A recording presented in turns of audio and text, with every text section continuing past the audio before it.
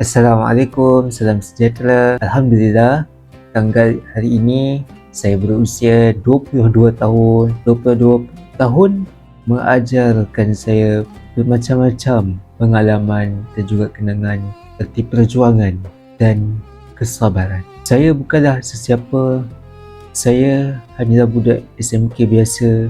Saya hanyalah insan yang masih perlu belajar banyak perkara.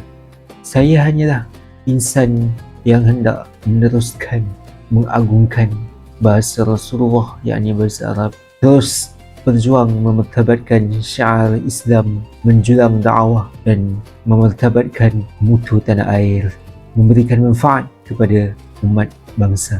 Walaupun kadang-kala saya rasa saya tidak dihargai, saya tidak diberikan penghargaan, akan tetapi saya berfikir saya jalankan perjuangan ini untuk Allah terima amal saya. Mudah-mudahan diterimanya saya sebagai asyhad dalam kalangan asyhada, dan saya gerakkan ini setulus hati untuk agama saya. Dan itulah petua saya tidak berputus asa. Buat saudara-saudara yang tidak berhenti putus menyokong saya ucapkan berbanyak jutaan terima kasih yang tidak berbelah bagi.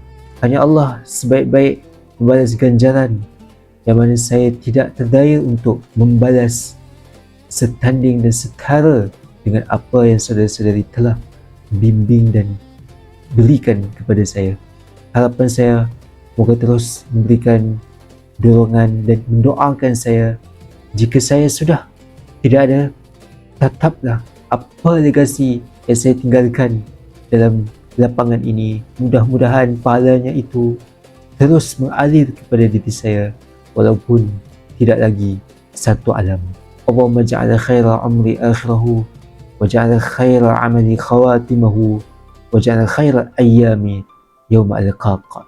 Saya Basim Muhammad, 22 tahun, 2026, akan terus berjuang untuk agama, bangsa dan tanah air sehingga hujung nyawa saya, insya-Allah. Be kind like Khadija, strong and sweet. A heart so gentle, full of deep.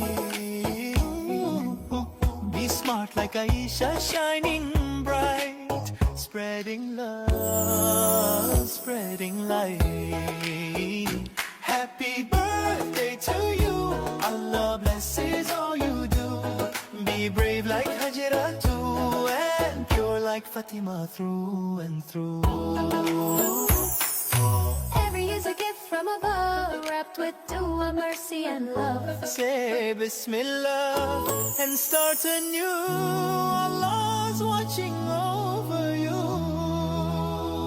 Happy birthday to you, my friend. May your joy never end. Say Alhamdulillah, it's true. Allah's blessings shine on you.